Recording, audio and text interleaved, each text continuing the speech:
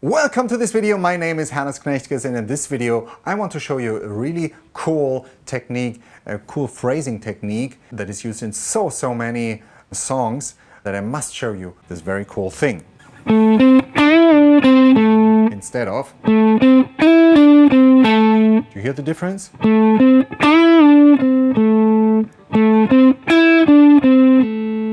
Version A, version B. I'm talking about the bending. To bend a string is, you see what I'm doing.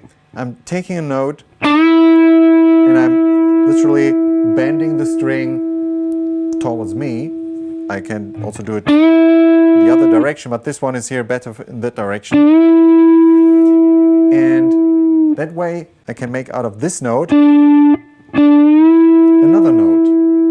Still being in the 7th fret, by just bending the string, I create a note that's usually at a different position of the scale. Take a look at our A minor pentatonic scale in this case. Again.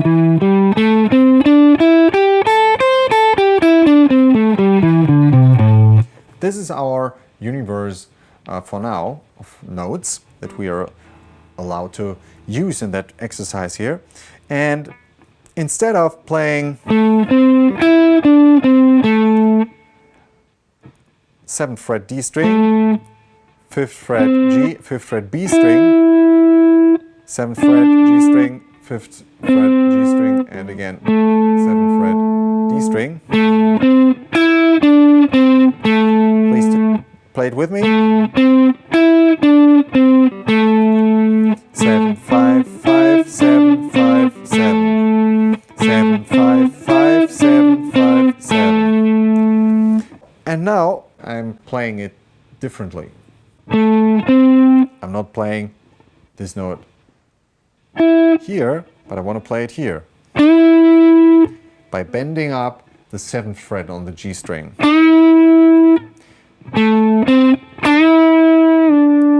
Then again back to the 7th fret of the G string, 5th fret, and 7th fret D string.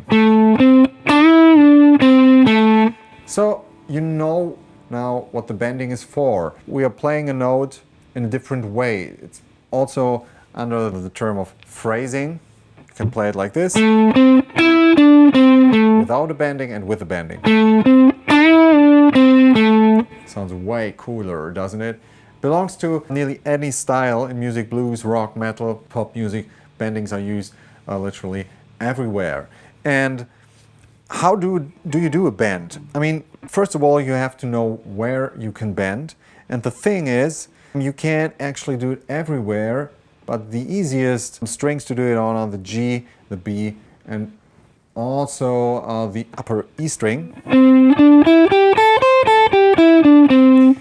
And in that very case, I choose the G string in the 7th fret of my pentatonic. And I want to push that note with my ring finger, but reinforced by the middle and the index finger behind it on the same string.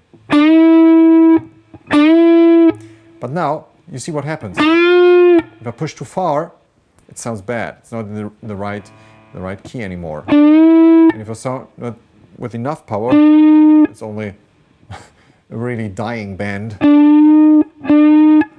Not, but because I want to achieve that note here, which is also playable in the 5th fret of the B string.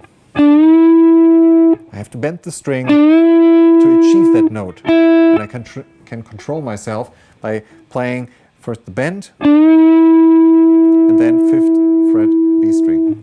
Should be the same pitch.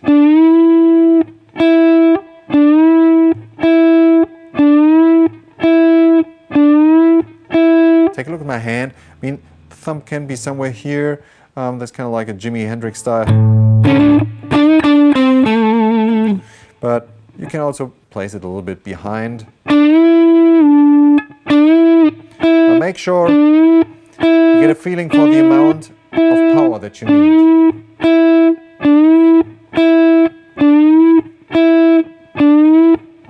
And this is always the control note I just do here, so you can develop the technique and know how hard you have to bend the string. Do it slower.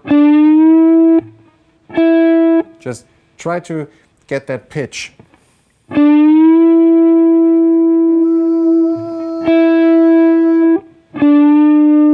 Not enough. Ah, there you are. Too much. You get the idea.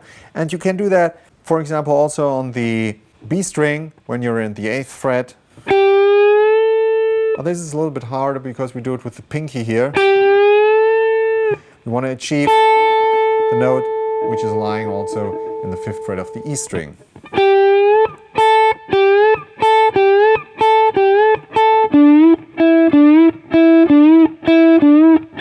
So you have a lot of opportunities how to play a scale, and this makes it so much more enjoyable to listen to. I showed you already the slides, dynamics in terms of low and high volume.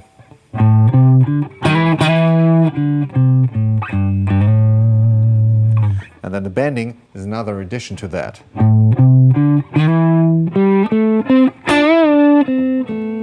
can also combine it with a really hard hit.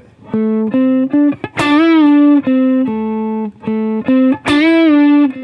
very soft.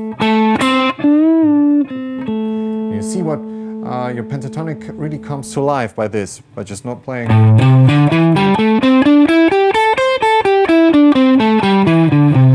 Boring.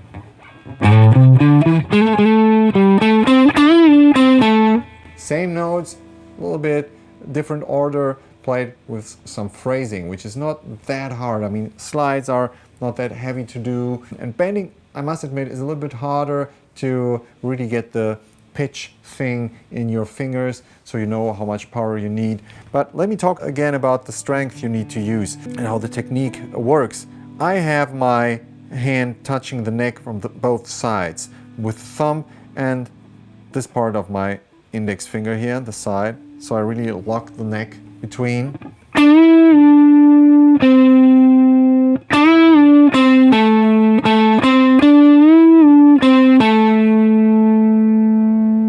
This is how it should work. It will take you some time to get that mastered, so don't be too hard on yourself.